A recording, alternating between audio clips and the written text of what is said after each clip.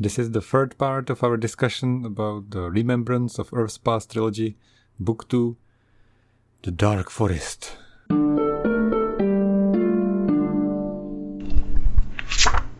Thank you for joining us for the second, or this is the third episode, Book 2 of the Three Body Problem trilogy. Was it not the Three Duck Problem? Yeah. It's already 4 duck problem because it's already at least 4 episodes. Well, I mean, it's just a name. The Three Body Problem is also 4 books, so... Is it 4 books? Yeah, there is a 4th book by another author. Oh, that doesn't count. That's fan fiction.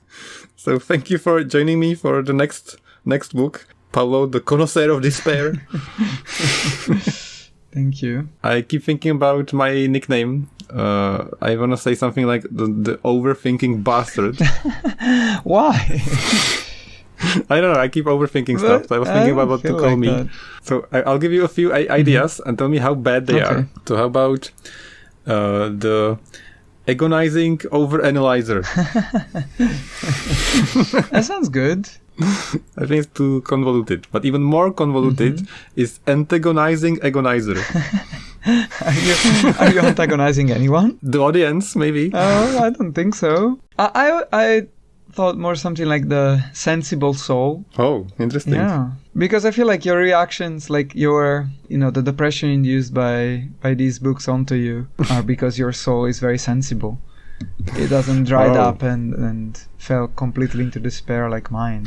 Sounds too good. Yeah, that's fair enough, though. I don't think I can accept such a nice compliment. But thanks. So on this episode, we're gonna discuss The Dark Forest, the second book in the Three Body Problem trilogy by Cixin Liu. Yeah, I guess the name of the trilogy, if I remember correctly, is Remembrance of Earth Past. Yes, that sounds very... Yeah, I don't like that name. Yeah, I feel like it's one of those names that was added later. And So on book 1, we learned that Trisolaris is coming to Earth.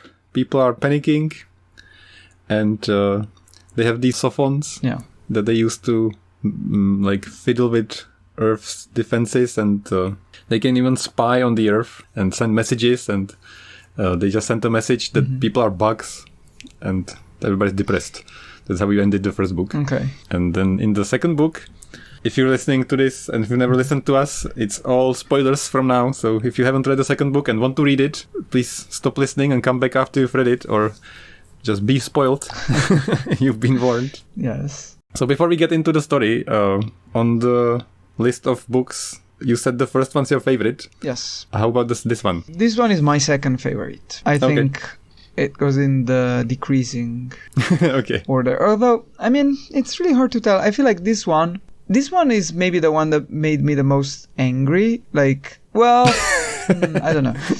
I feel like in this one, there were so many pointless things. I feel like it was a bit too stretched out, which is something I would say also about the third book. But I think this one had the best moments in the whole trilogy. I would say both of the best moments in the trilogy are in this book. That's why this one is my favorite. I like this one by far the best, and by far the most impactful on my emotional dread feelings. I would say this one is the one that has stuck with me the most. Exactly. It almost felt to me like this was the reason he wanted to write this, and then the other stuff he added afterwards, like especially the first book. It could be. I wouldn't say that, because I feel like the first book in a way is kind of its own story. Because there are so many ideas packed into this, like compared to the first book. There is so much happening, so many concepts, so many new sci-fi things, and all the history and all this censorship and propaganda. It all goes out of the window. It's just like, let's focus on this on this concept. Yeah, let's focus on the future. And I didn't even think about which country, and it's kind of besides the point. It's just like, I would say so. I would say this, just to get this out of the way before we start talking about the story itself. It is interesting to notice how in the first book it has an approach which is much more realistic, both in terms of history and in terms of geopolitics and also science. In this book, the science part is much less realistic. It kind of stops grounding into reality what's happening, especially the fact that we were talking about all of the main characters are Chinese. The fact that China is never mentioned, again, it's not so important for the story. Let's be clear. Like, it doesn't matter. It's just something that I noticed because, like, not mentioning China even once, like, it doesn't feel like a coincidence. It doesn't feel like that's absolutely true what you're saying. Yeah.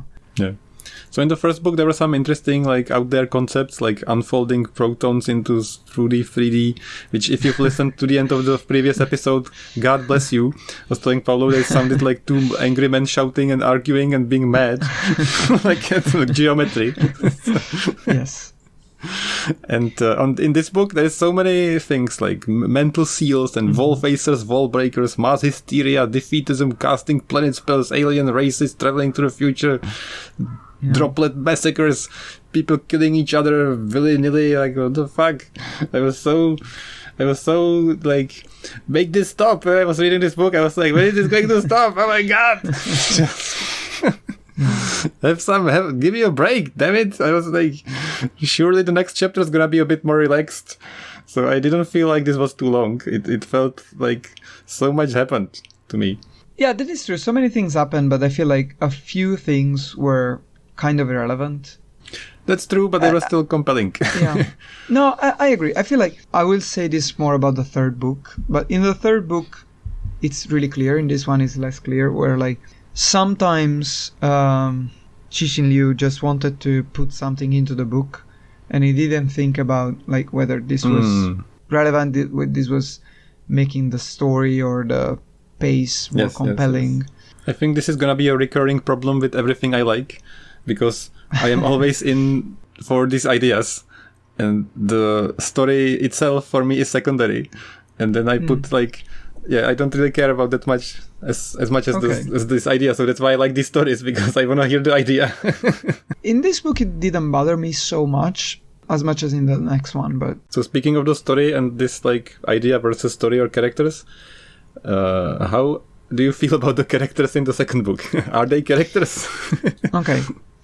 I feel like they're much better than the first one, which, I mean, is not really that difficult.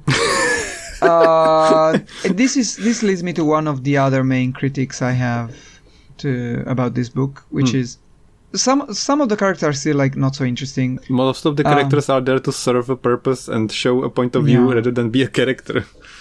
Yes, that is true. But I feel like the main characters are a bit more, like, multifaceted. My main point of contention is about the female characters. I feel like in this book, especially in the first and third book, they suffer from the same problem a little bit. But in the first and third book, the main character being female helps in at least having one character which is many people said this critique. Yeah. In the second book, like, the female character is just embarrassing. So in my notes, what I wrote is that basically all women are irrelevant, stupid, controlled by men, and only care about relationships.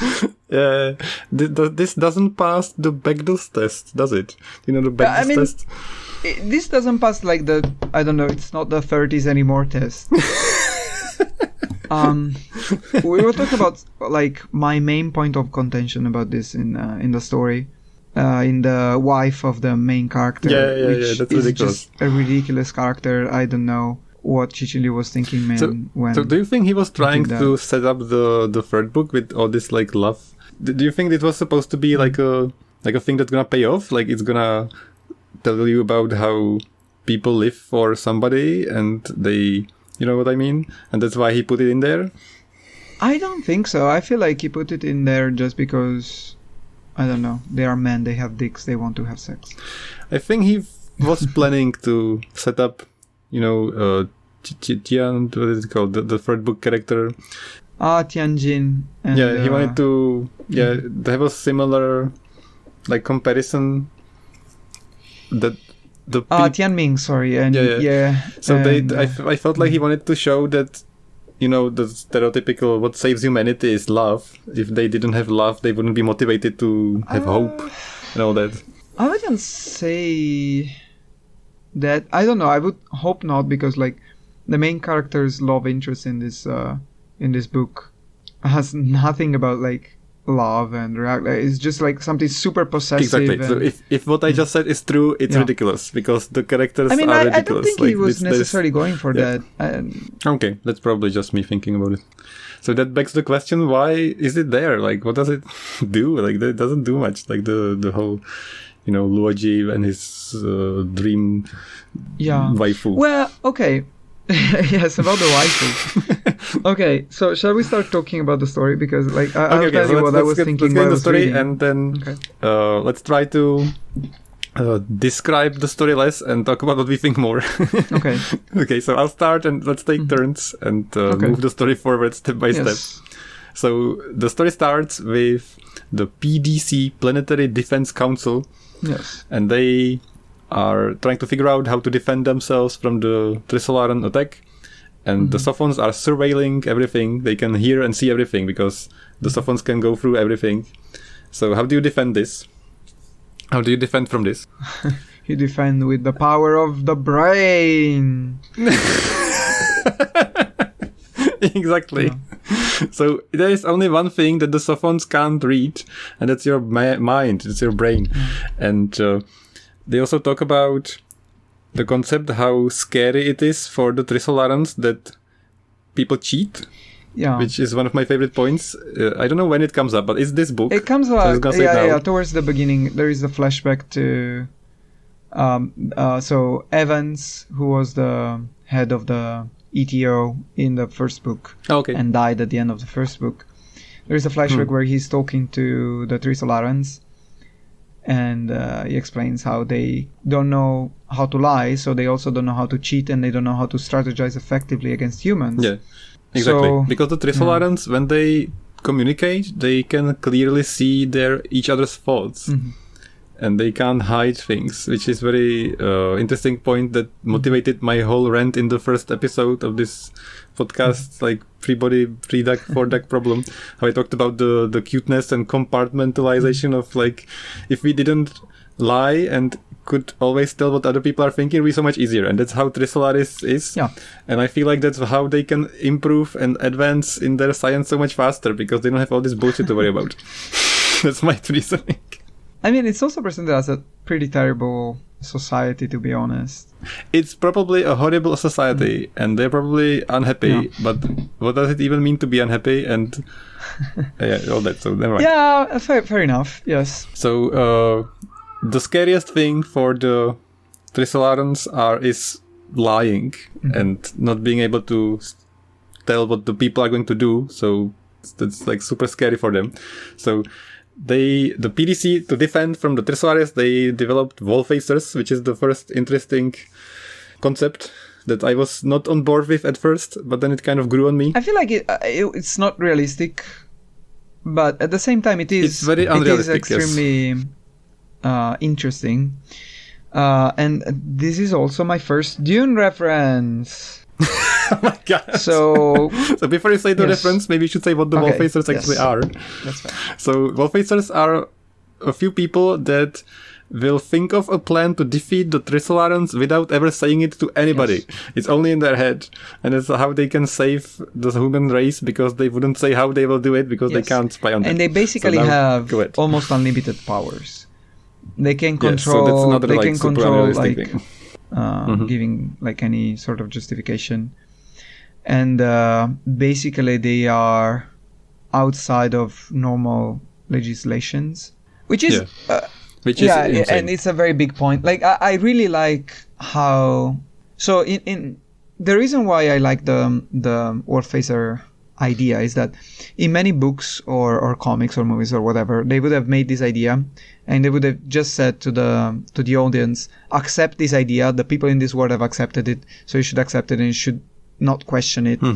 But I really like how in this book it's constantly questioned, and so many people have different issues with the wall facer project. And that's true. They address these address issues. them like, but not just once and not just like someone. They address them constantly, and also they constantly. The reason why I like this so much is that as the reader, you are constantly wondering whether like this is actually something that makes sense, or if it's just madness. And the book kind of gives you an answer, but much later. Well, I mean, I guess it doesn't really give you an answer because, like, in the second half of the book, it said that basically the Wolf Phaser project was a complete madness and should have never happened.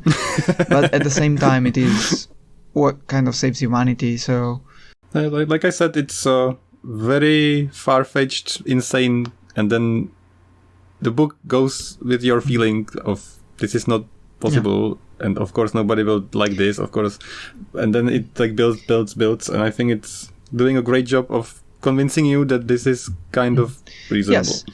Kind of. And also it explores something that is explored further in the third book, which is the need for a messianic figure, which is my Dune reference. Because as in Dune Messiah, the people need a figure, and in Dune itself, need a figure like a strong leader, a strong person to lead them out of the problems. Right, so that's how the story starts, and without going into too much detail, 4 Wolf Phasers are chosen, and each of them is from a different area, field, or research, or science.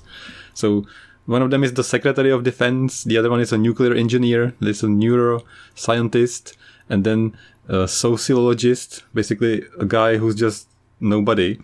And the reason they chose him was because the Trisolarans are afraid of him. Yes.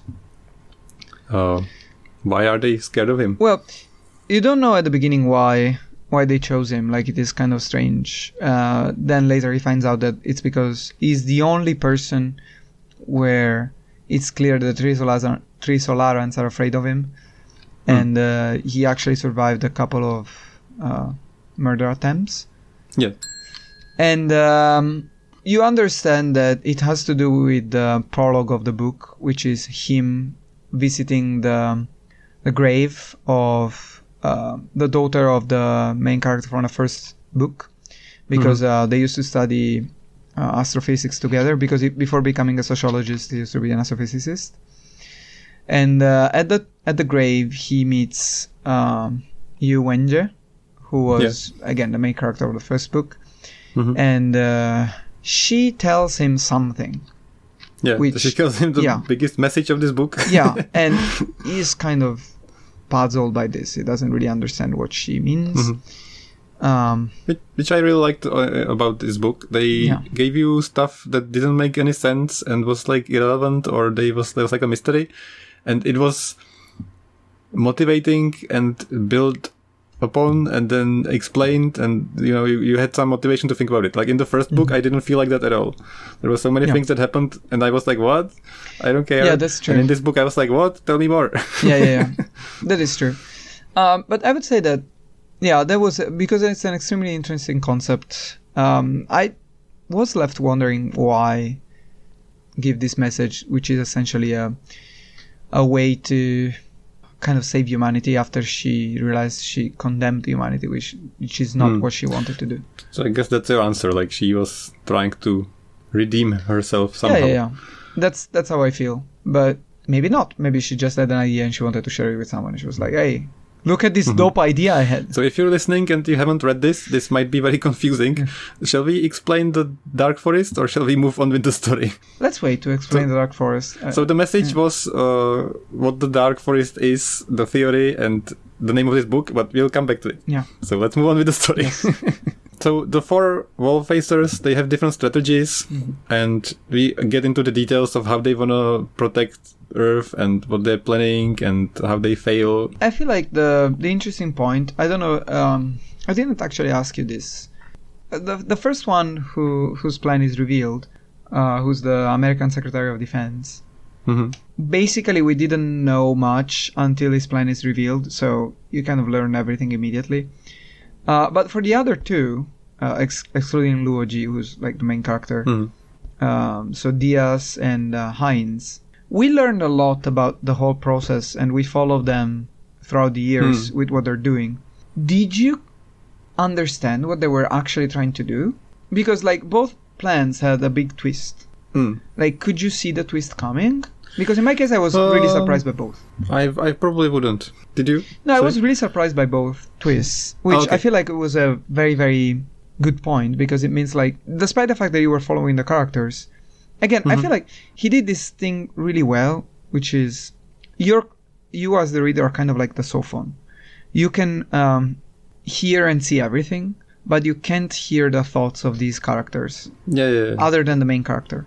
So you can speculate on what their plan is, and you can get the impression from the other people what they think their plan is, but you can't really know.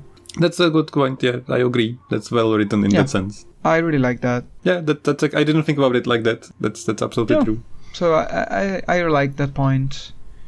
And in general, I feel like the Warphaser plan was interesting. How the different ideas they come up with.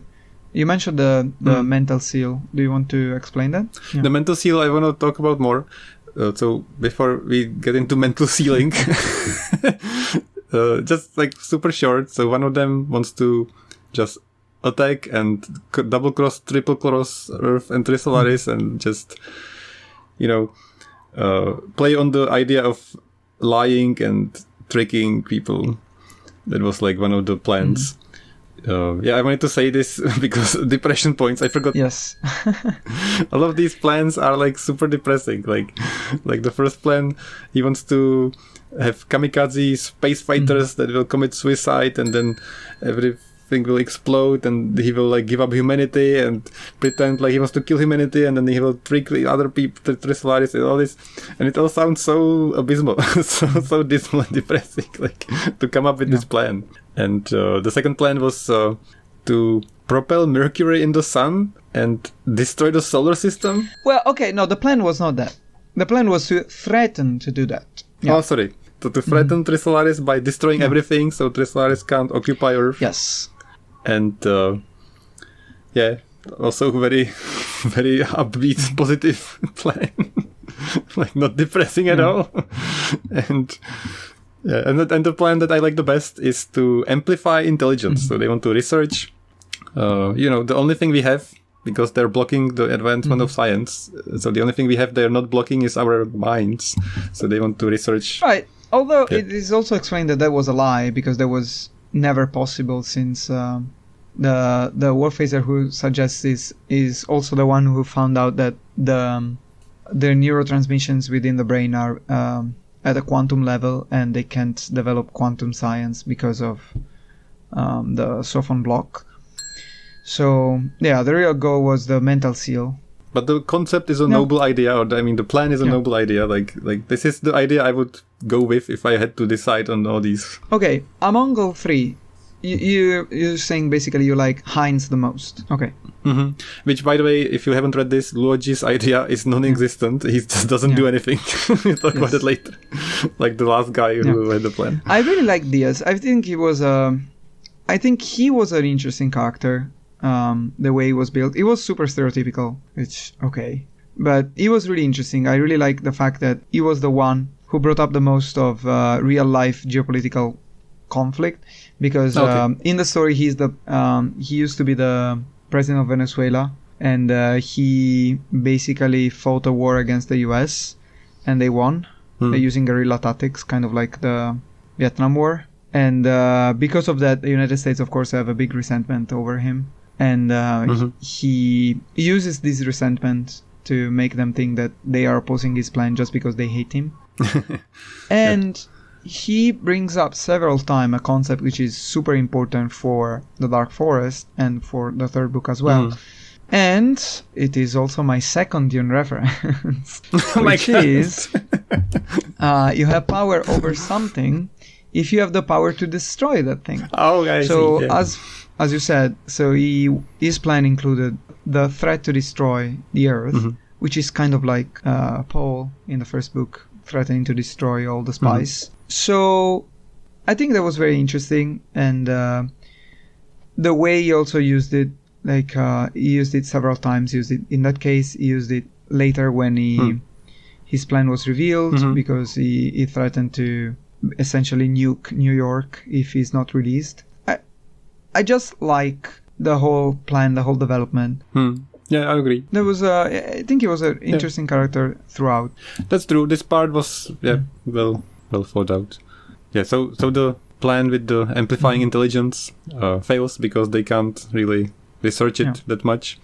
But accidentally, they discover something called the mental seal. I'm not sure I remember it clearly. Well, I thought it was accidentally. No, they said that it was a fake. They say it was accidentally, but then it is later revealed that was the plan all along. Oh, I forgot that. So it starts by, they're scanning the brain and researching stuff, and it starts by somebody not being able to drink water because they believe that it's poison, and they just dehydrate themselves into almost dying. So what they have discovered is to, I think with radiation or some kind of technology, they just target a part of the brain and they alter the function in a way that makes you unconditionally believe a fact, focus on a concept or fact or belief and not being able to criticize it or break the belief in essentially it becomes second nature to you that thing is true. It's kind of like how you can't drown yourself. It's something that is hard-coded into our brains and we can't override it. That's a good way to put it. No matter as much as you try, you can't override it. Which is one of the most interesting concepts I like in this book. Do you think this is realistic? Do you think that this is going to happen in the future? I don't know about if it can happen this way, but it is scary and I think it is possible. This also leads into another topic which we haven't discussed yet, which is extremely interesting to me.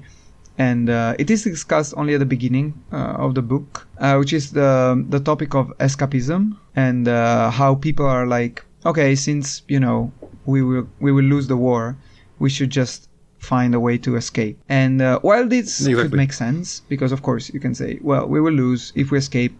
Three Solaris only wants the Earth; they don't want to kill humanity, so they wouldn't really mind. But it is also explained and.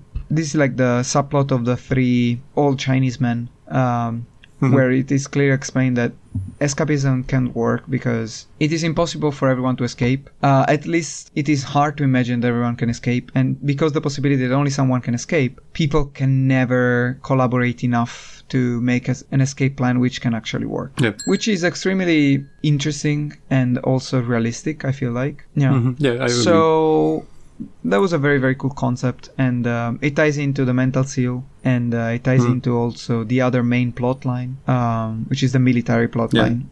And into defeatism, which is similar. So the mental seal, they get into this quite in a bunch of detail, and I also think that it could be real in the future, but it's horrifying. This might be the most horrifying concept from all of these books to me personally. I guess so.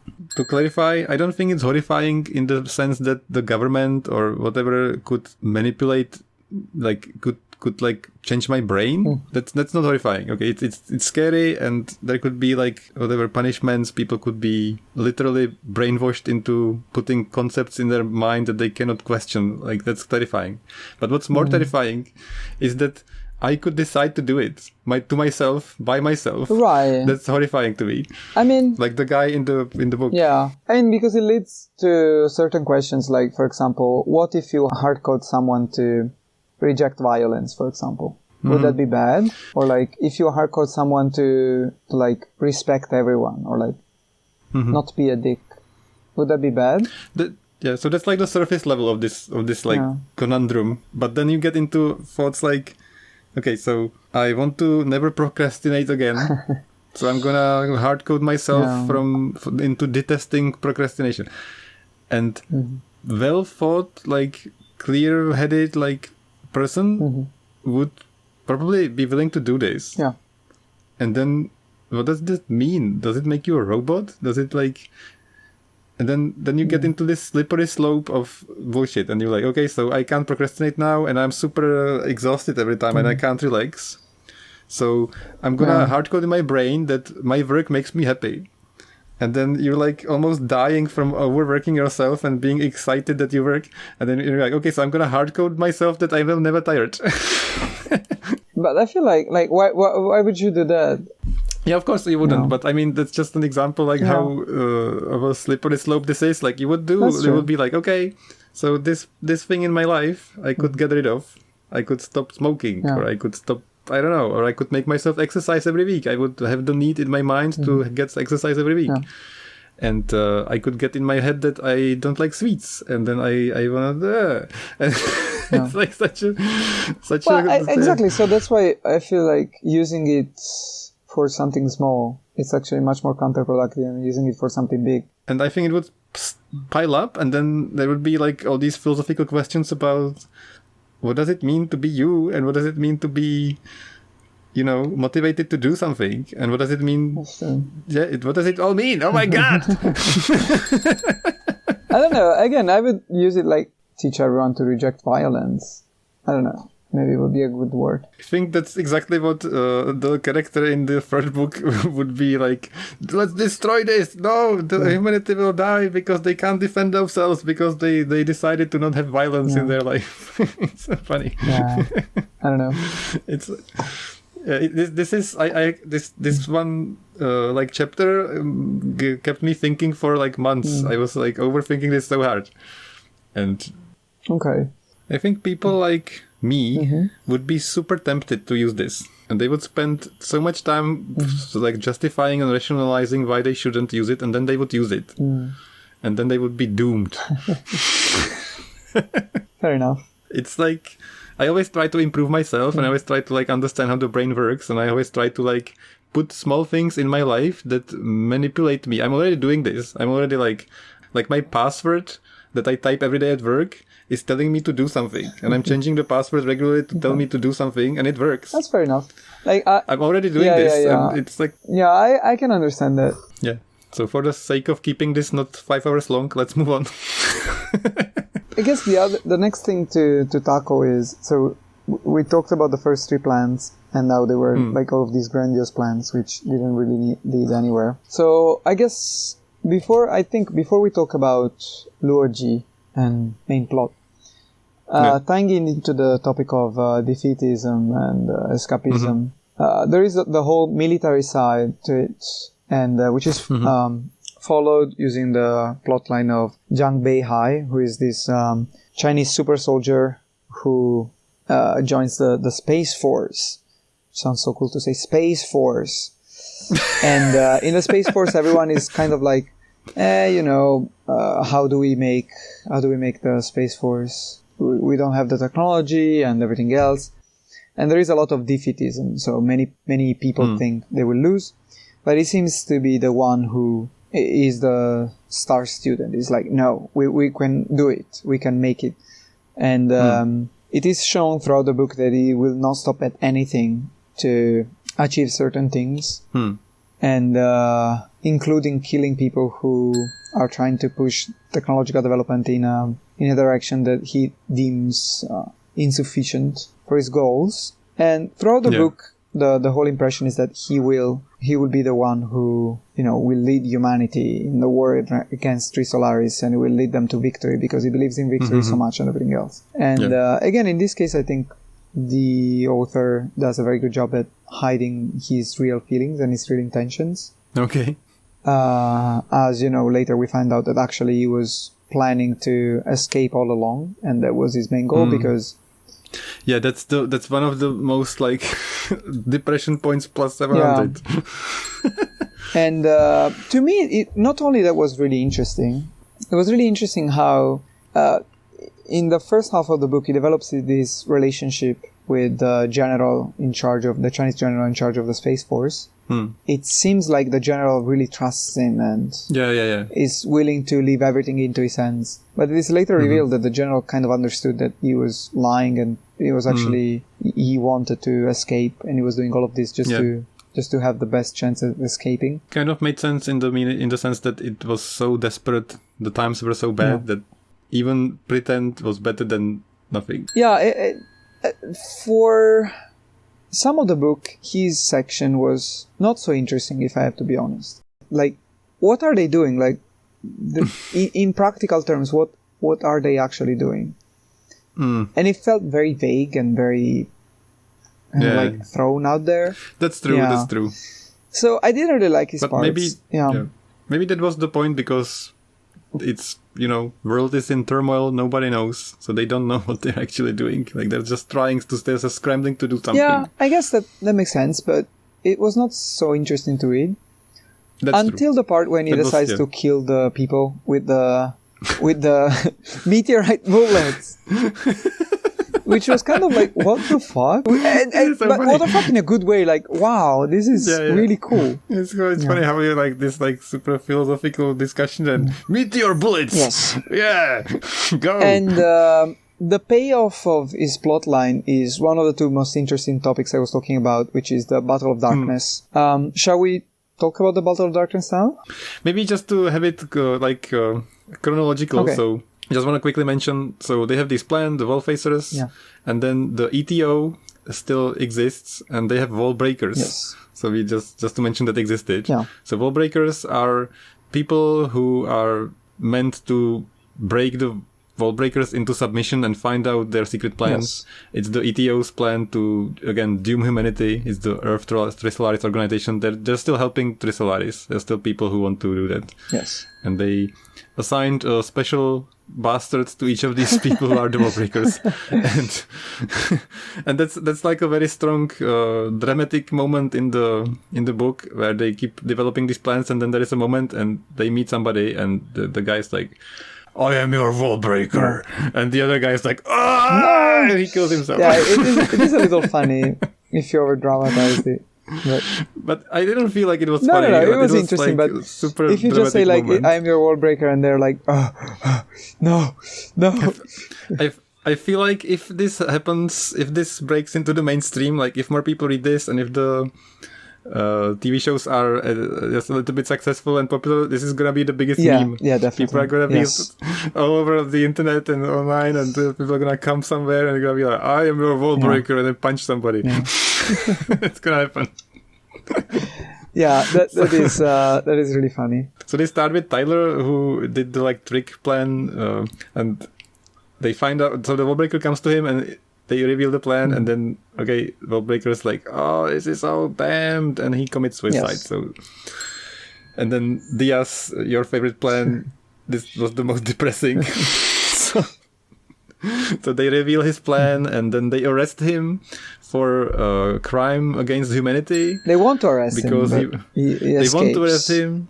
Oh, sorry. And then he develops the dead man's switch, which is like the thing that he was developing to, like how Pablo said, if you have the power to destroy something, you have the control over it. So he wanted to have control over the solar system, the ability to destroy it. So he has this dead man switch. So if he's killed, then the other thing he decides will be also destroyed. So he sets it up so if they kill him, then New York would blow up.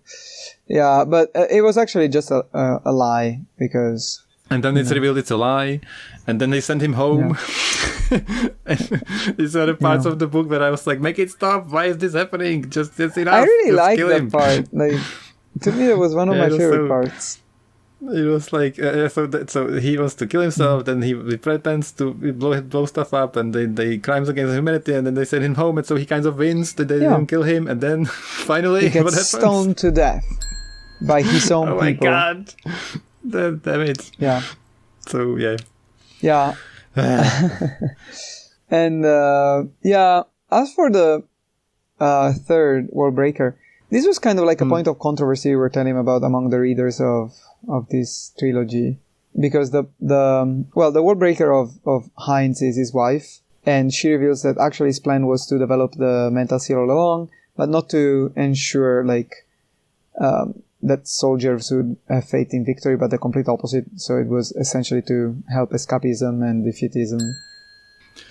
Super depression points. When this was revealed, I was like, damn, another bastard. That leads to nothing. Like, exactly. The whole point was supposed to be that this is revealed after the big time jump, which is about 200 years. That's later in the book, yeah. And it is revealed, in theory, that there should still be some mentally sealed soldiers. Yeah. But it doesn't go anywhere. Like, it's not said anywhere, and it's kind of a waste.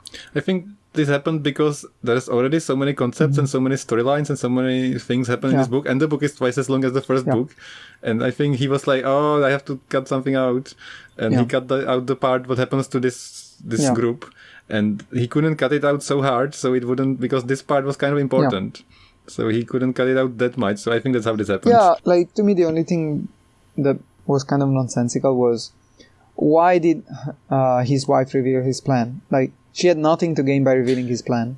Yeah, so the wife is the wall breaker? Yes, I forget. the wife is the wall breaker. Depression points. Sorry. The wife is the wall breaker, but like there was literally no reason for her to reveal the plan. I think just building up the depression points. You want to get the highest score. Yeah. I don't know.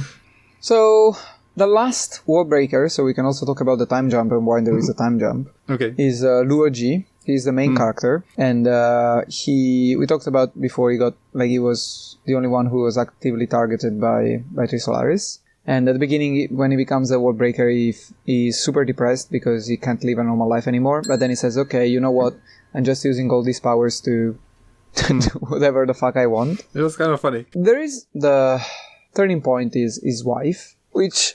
Okay. Yeah, this whole thing about his wife. I need a drink to talk about it. So it starts with a very, very interesting idea, which is this. So it is revealed that he had this girlfriend, and she was a writer of essentially light novels or like novels for like teenagers. And the relationship was going pretty well.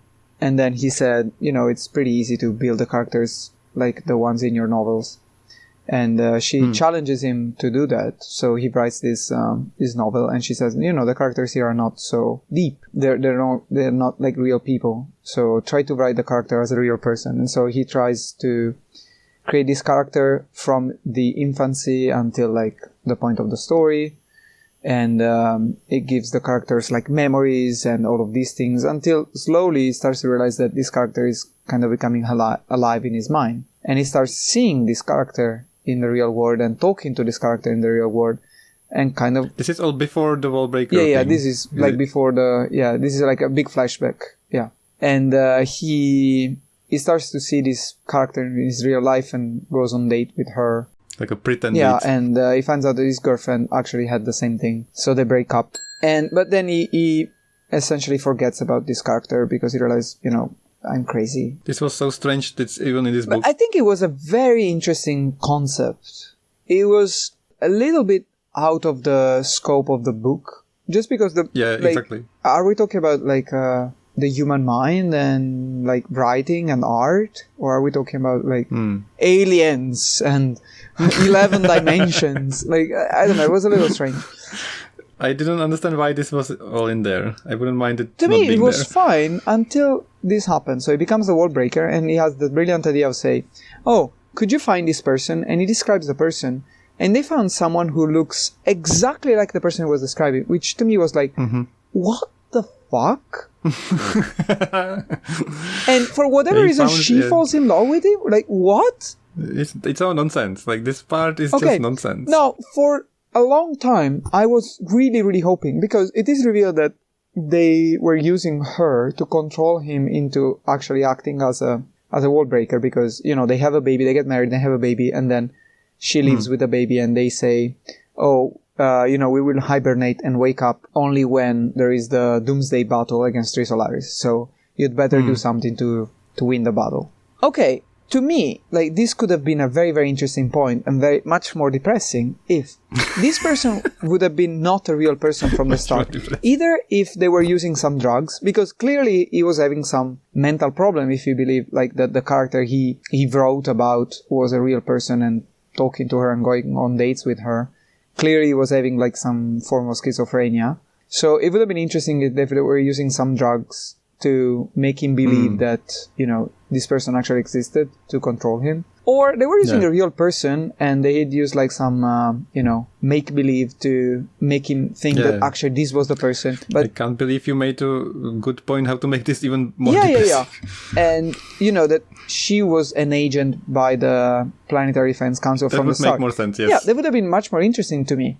Not that she was actually like a normal person and she fell in love with him. Like why would you fell in love with him? This part was so weird. Yeah, and this is like my main complaint about female characters in this book.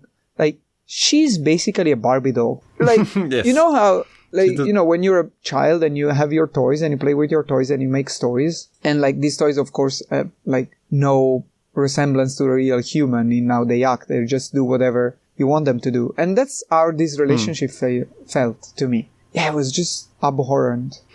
I agree. It was like, the only way I can explain this is that he cannot really write relationships. Yeah. And this was his attempt to have a relationship in a book that's so hardwired sci-fi, you know. Yeah. I don't know. This was like maybe my biggest qualm with the book. Yeah, if they cut this whole part out, I wouldn't mind it. Like, you talked about the characters, it's a good concept, but it feels like a good concept to a different story. Yeah. And I was expecting it to be relevant. Yeah. I was like this, constantly thinking about something to come up. I was like, it's gonna use this mental seal to like love somebody, and then the character, or I don't know, but something's gonna happen somewhere. No, nothing happened with this. Yeah, and it was so dragged out. However, the trilogy part also leads to the most interesting plot point. So, Luigi's plan is to curse a star. So, he sends a message to space about a star, and he says that in X years, something will happen. So, he hibernates because he says, wake me up when September ends and something happens to this star. Exactly. That was really interesting, yeah. That was, yeah. So, and they then don't explain why and all this, and then I guess now is a good time to come back to the first message from Yevenje, and then finally explain the Dark Forest. Yeah. Okay, I'm gonna try, and you correct me. Okay, so the secret message, or the message we mentioned in the beginning from Yevenje, was that she gave axioms of space, relationship, society, civilization, like what usually happens and what that means for the universe. So the first axiom is that it's not infinite. The universe, there's not enough space if there are too many. Yeah. Is that correct? Yeah. No, the way it says, which I think it's a very neat way to elaborate it, is civilizations are constantly expanding, but the matter in the universe isn't. That's it. Yeah, that's much better way to say it. Yes, thank you. No, I mean, it's not mine. Like, it's from the book, and I think it was extremely clear and extremely well written. I'm very happy you are here. If I was talking about this alone, it would be such a mess. So, second axiom is the technological boom. Yes. So there is the problem, which is the distance in space, which I really like how Cixin Liu deals with the distance in space and time. And this will be, of course, an absolutely important point in a third book. But even in this one, the whole point is, even if you can move at the speed of light, the distance between different solar systems is so big that by the time you receive and because you can't receive information before, like at a speed which is faster than the speed of light, by the time you receive information from another civilization, such a long time has passed that you don't know what has happened to that civilization. And by the time you reach that other civilization, again, such a long time has passed that you don't know what kind of technological development they have reached. So even though you're a super technologically advanced civilization, and you find a primitive by your standard civilization, by the time you reach them, of course, things could have changed. Yes, very, very, very significantly. Yeah. So because of that, essentially technological advantage in space warfare, unless you have something like the Sophon block, is kind of irrelevant. If you want to fight a battle in a traditional sense. Yeah, so this is the message. So Yevenje is like secretly like all mysterious, and she tells the main character of this book, Luoji. Thank you. No problem. And he just keeps thinking about it, and then he figures it out, and that's why he casts the spell on this planet. And he figures out the theory of the Dark Forest, which is the whole point of this whole story. I feel the title of the book, we should say. The title of the book, and it's the answer to the Fermi paradox. Which Fermi paradox is that there are so many possibilities. There could be aliens, so why are there no aliens? There has to be some other life in space. Why haven't we seen it? Yes. So the answer is that the universe is like the Dark Forest. And maybe I could just read this quote. Yeah. That could be a good way to explain this. So the universe is a dark forest. Every civilization is an armed hunter stalking through the trees like a ghost, gently pushing aside branches that block the path and trying to tread without sound. Even breathing is done with care. The hunter has to be careful, because everywhere in the forest are stealthy hunters like him.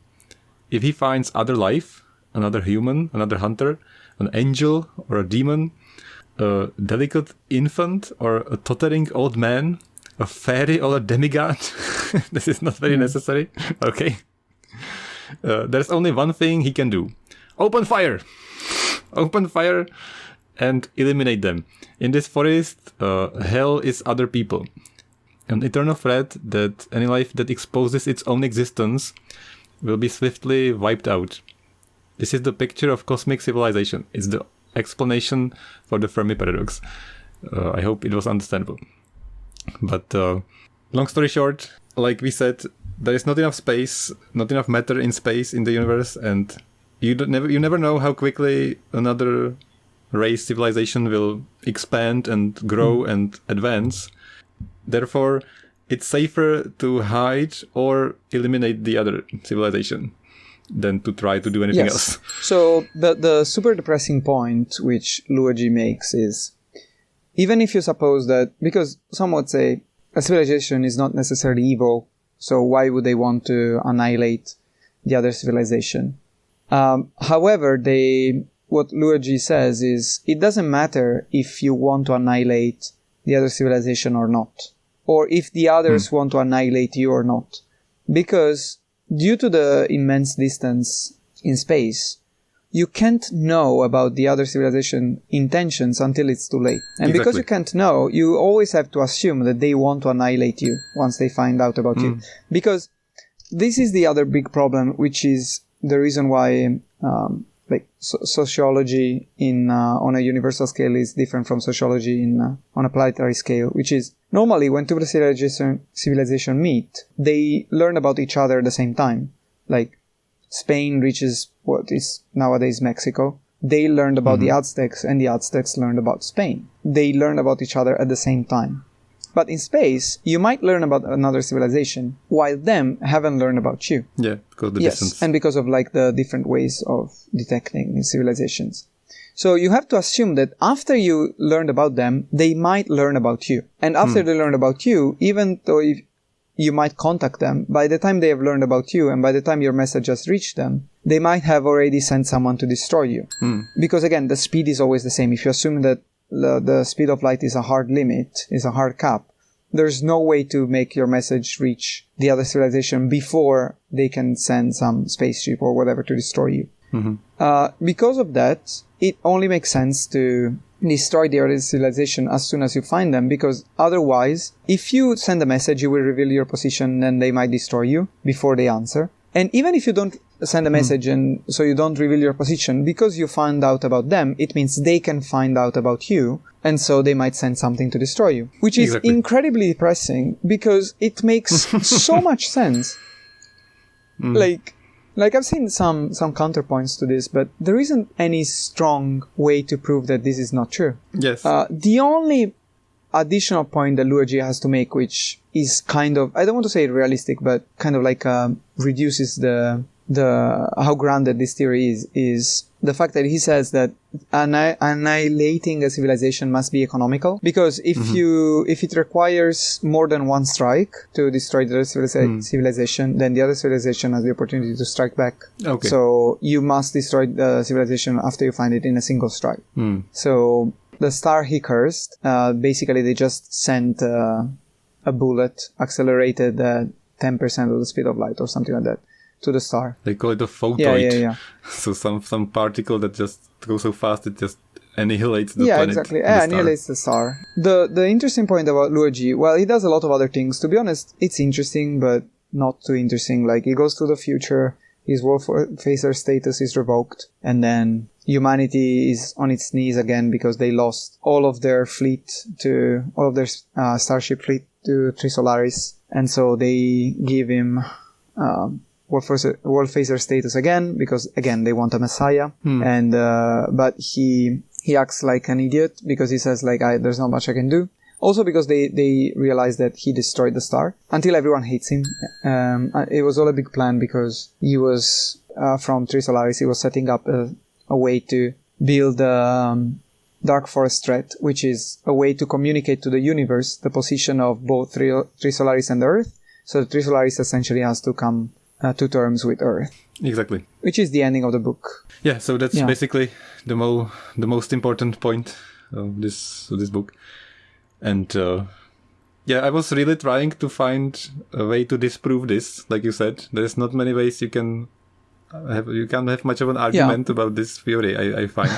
So if you're listening and you have some arguments about why this is not true, send it to mindduckjapan@gmail.com. Well, the two strongest ones I've found are, one is if you have a civilization which is spread across different solar systems, it might be difficult to destroy them in a single blow. Of course. And the other one is if there is a civilization which has become a spacefaring civilization, so they don't have a planet, you could detect their position, but you would detect their position at that time. So by the time you detect their position, they are already really far from there.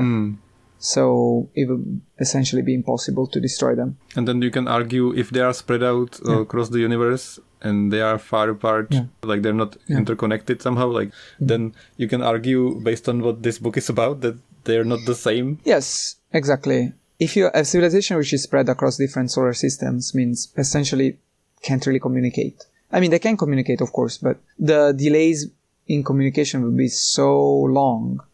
Just imagine that. Like, how can you say you're part of the same civilization if it takes 2 years just to communicate anything? I guess an argument to be made, which listeners are probably shouting at their microphones or the headphones or wherever they are. They're like, what about these fucking photons? The same book answered this. Right, yes, which is quantum entanglement. So if there's a technology that allows instantaneous communication, it kind of breaks this theory. Yes, that is true. Which they don't get into, which I was surprised. I was thinking... Well, because the thing is, like, with quantum entanglement, it's true that you can have instantaneous communication, but you need to have both sides of the rope. Okay. So the way the sophons work is one side of the sophon is left, like one quantum of the sophon is left on Trisolaris. So they still have to send yes, okay. Yeah. You can do it with your own civilization because you can send it, but if it's an unknown civilization, you would have to send a quantum there first, which is essentially the same problem. To counter this argument, I guess you can say you have to get the part of the sophon there first, and that already is the contact, and it's already late, and then you already... Yeah. So that's the answer, probably. There's one more quote, since we're already doing quotes. That's the same. I'm just gonna read it. They also said, "Do you know what the greatest expression of regard for a race or civilization is? No. What? So, it's... Annihilation. Annihilation. That's the highest respect a civilization can receive. They would only feel threatened by a civilization they truly respect." Yeah. Before we talk about the Battle of Darkness, which is the ending of the other plot line. Like the most depressing thing in the universe. Yes, which is that is really the most... It's even more depressing than the Dark Forest. I have a question for you. Okay. How do you feel about Luigi as a character and about his character arc? Yeah, at this point of the book, I was like, okay, the first book was no characters, and the only character I like is Mr. Fishstock. What is it called? Dashi. I was like, yeah, this guy with his wife. I don't think he's a character either. Like, I think he is the representation of, like, the humanity's feelings or whatever. Like, he's like the sentimental... Okay. Yeah. Because I would say this, to me, like, I didn't like him so much at the start. He didn't have that much of a personality. I really like how he reacted to a few things. Like, for example, becoming a wolf facer, which was extremely terrifying to him. And I feel like in most cases, like, if the main character gets, like, this supreme power, I'm not saying they would necessarily be excited or happy about it, but even if they're scared, like, it's very rare for a main character just say, fuck off, I don't want to do this, just leave me alone. That's good. That was a good, interesting point. Yeah, which I think it's a very realistic... So the meaning of the name Luigi is logic, which is something they refer to also in the book. I think it's the most logic way to talk about something like the wolf facers. Like, of course, it's easy to say, yeah, of course I'd love to be a wolf facer. I can be the savior of humanity. I can do whatever I want. That's really cool. But at the same time, the logic thing to say is, this is insane.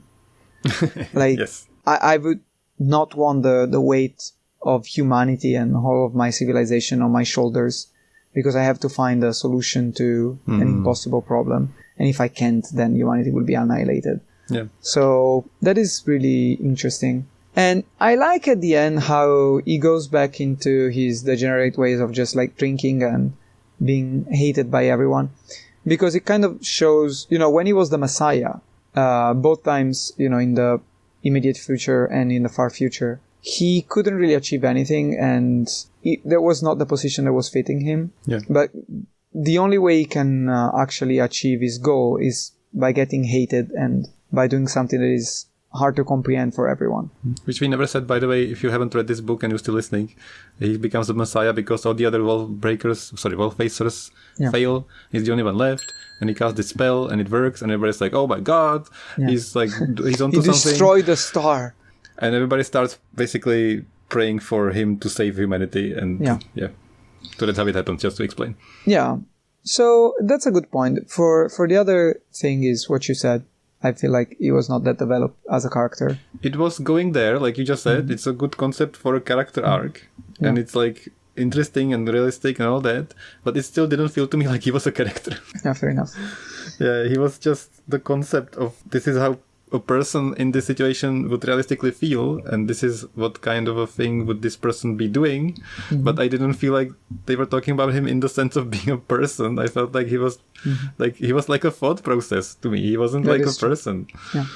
So that's why I just gave up on characters, and I was like, okay, I love this like concept. I'm just not gonna worry about the characters. Right.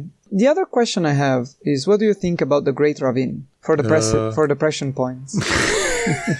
Oh yeah, so in the book they jump into the future 200 years, and in between something very bad happens. Yeah, this is a thing I forgot to write in these notes. I guess I pushed this out of my mind to be less depressed. So there was a big ecological disaster, and essentially there were people were starving and everything else. So in the end, half of the human population died. Yeah, it sends, now I remembered, it sent a shiver down my spine. I was like, more bullshit. Oh my God. Yeah, and to me, that was interesting, but not too much. What I didn't like is he does it here, but he does it throughout the trilogy. From the moment you get to the future, you get a notion of this great ravine, but it's not explained until like 100 pages later, for no fucking reason. I really hate when... I understand why writers want to tease something but explain it later. He's teased enough. Yeah, but it doesn't make sense if you tease something but the characters have ready access to that information and everyone is just saying, well, please wait, that's annoying, I will explain this later. And the other thing which connects to this is, in this book, everyone explains everything. So that's also true. Yeah, I didn't everyone knows everything and everyone can explain everything, which... I mean, we talked about this also in the first review, but like, what the hell? Like, why can everyone explain everything?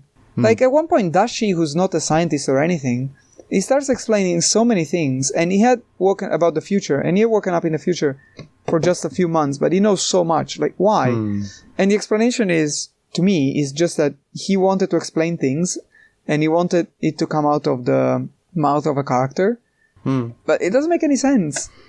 Yeah, this was weird, you're right. And they didn't even go into it that much, so that's why I forgot. It's just like, this happened, it was really bad. Yeah. And next. Yeah. Next depression point. Yeah.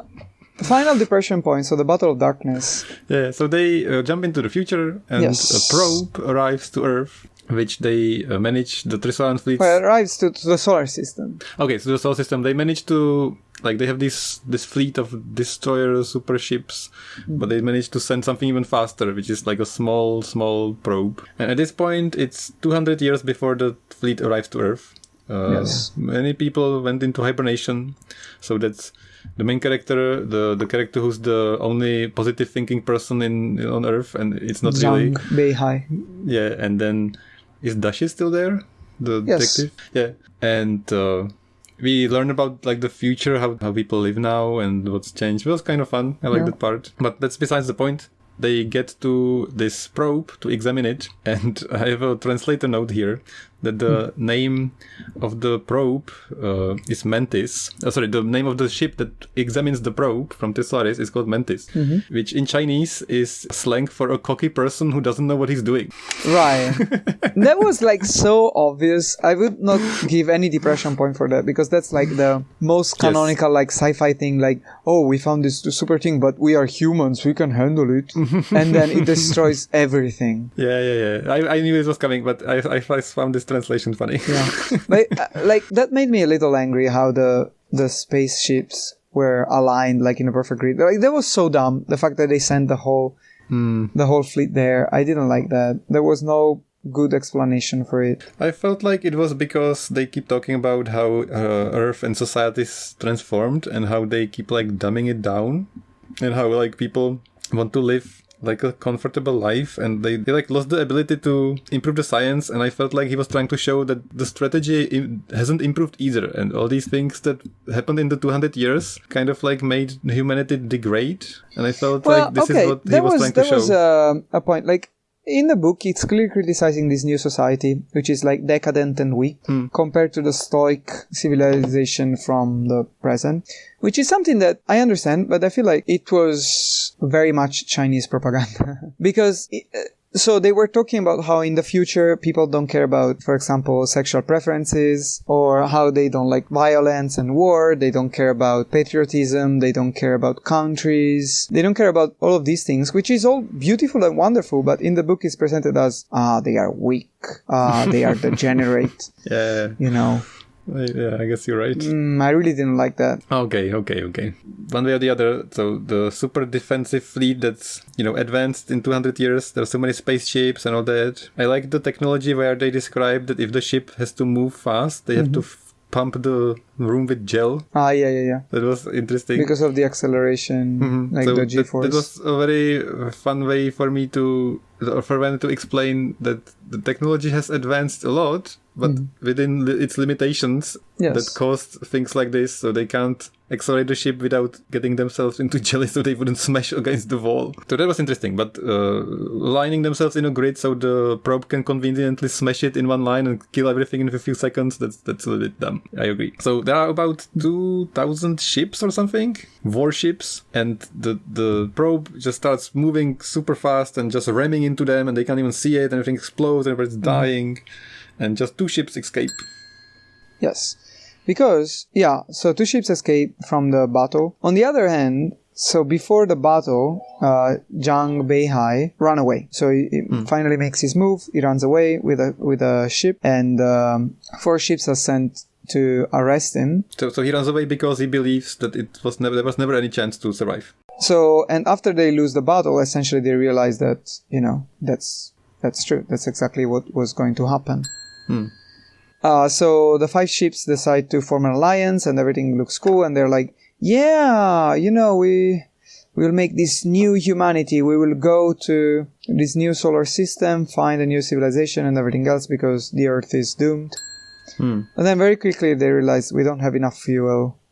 Might not have enough food. Might not have enough replacement parts. And so they all shoot at each other at the same time, and then everyone dies. Not everyone. One ship survives.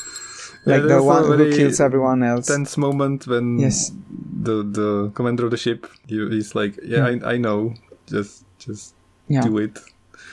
That was extremely interesting, especially because I didn't expect him to die. Because like there is this growing tension where they're thinking of, should we shoot at the other ships or not?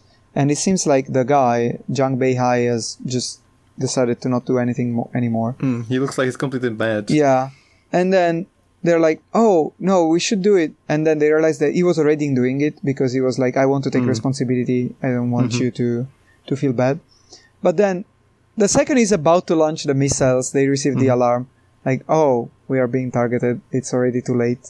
And he dies. I was so shocked by that. Because I didn't see it coming at all. Moment, yeah.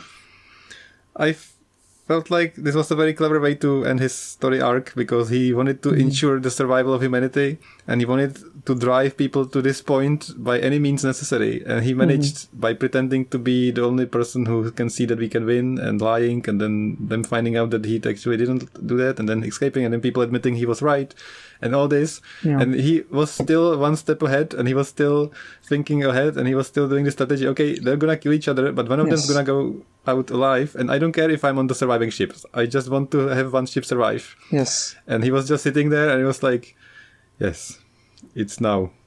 And then he died. Yeah. I was so surprised. It was... Yeah, everything about that part was really interesting. I feel like for him, the first half of his plotline was pretty boring, but the second half of his plotline was extremely interesting. Yeah. This was... I was already hit hard by the Dark Forest. Like, the Dark Forest is the same concept, but on a grand scale, it's the same like when you have a disaster and they tell you the numbers of how many thousands of people died, and you're watching it on the news, and then you're like, okay, so it's not my house.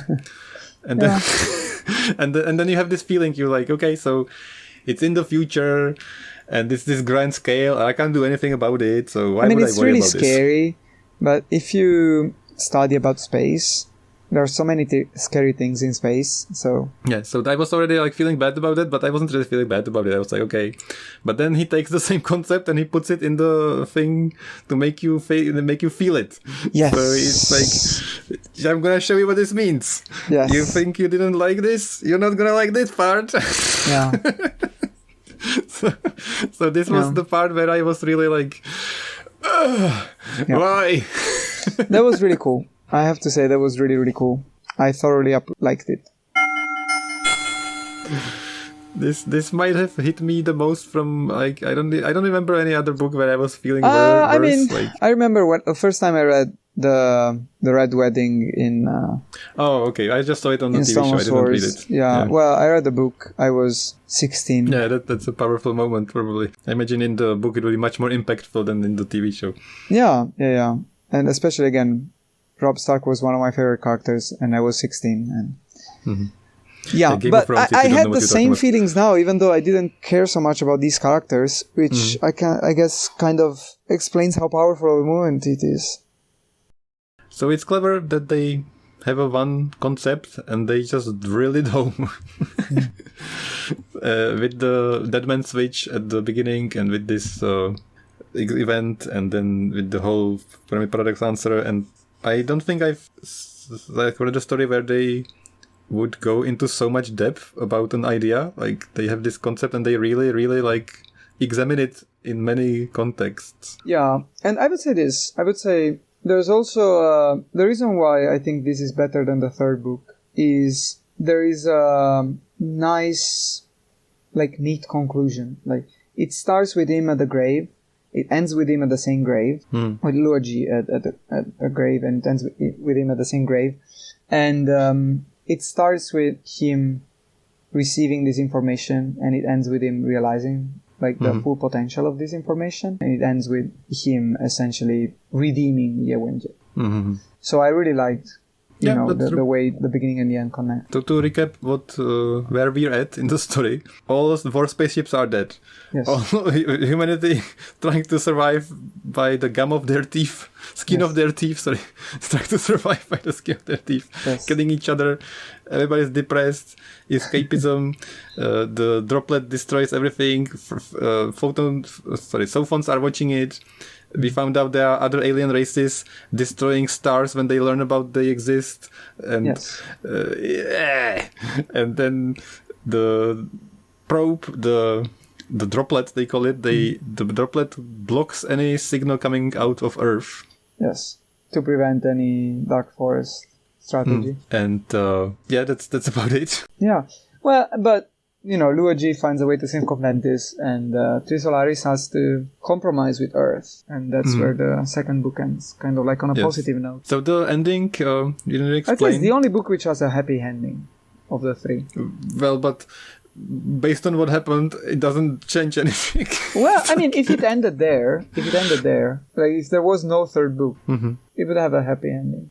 So just to say what happens at the very end, so all this is super bad, and everybody's like, okay, we just defeated them. Everybody's like, we're just gonna live out our lives. We have 200 years to just live, and before we all die.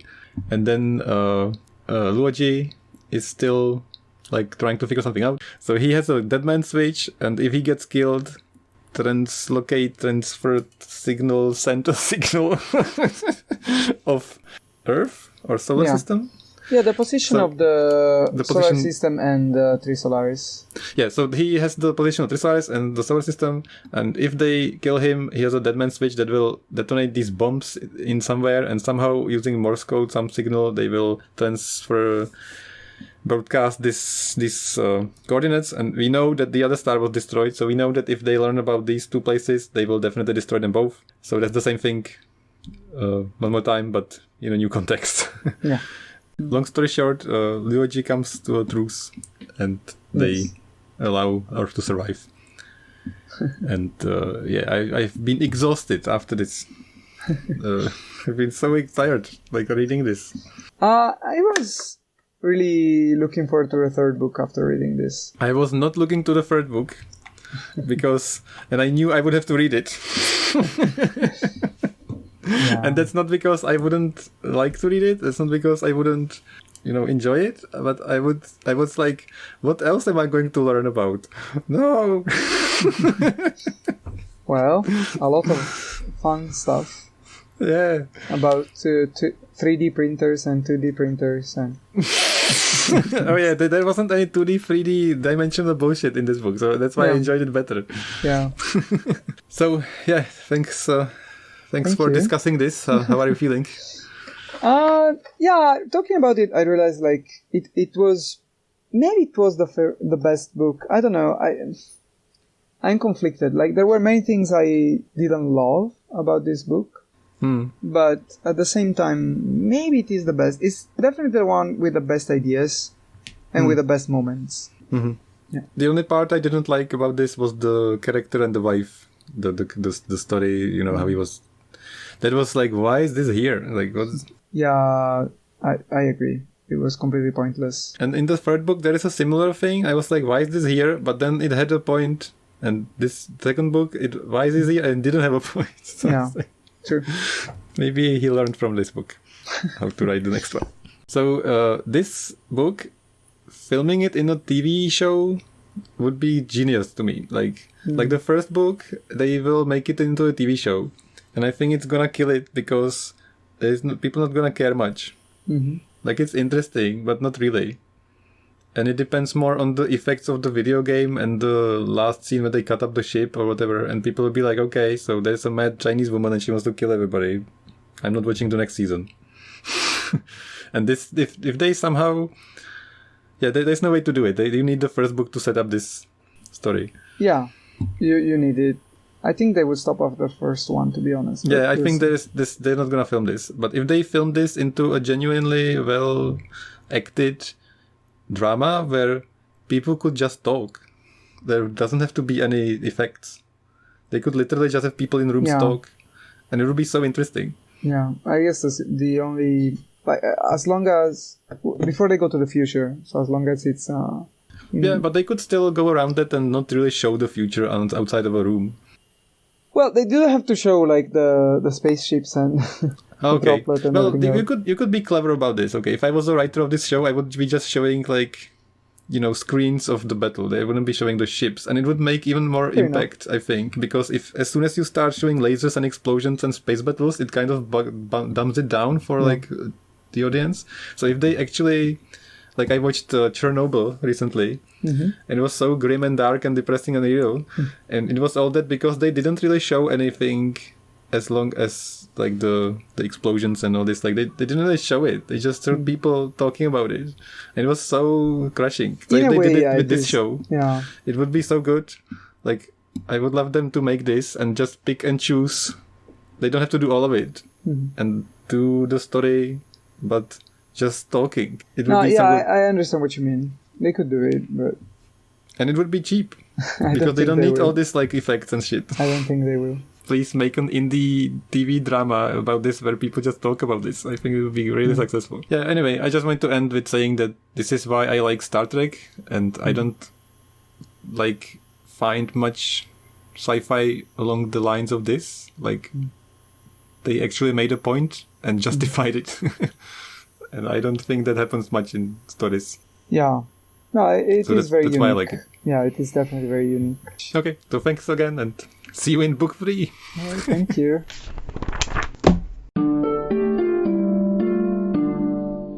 Thank you so much for listening. Please rate us on Apple Podcasts. And 41 depression points, plus an extra crushing, reverberating point, where I'm sure you know which one that was, plus 10 points. So 51 depression points. See you in the last book, Death's End, the final crushing blow to my soul.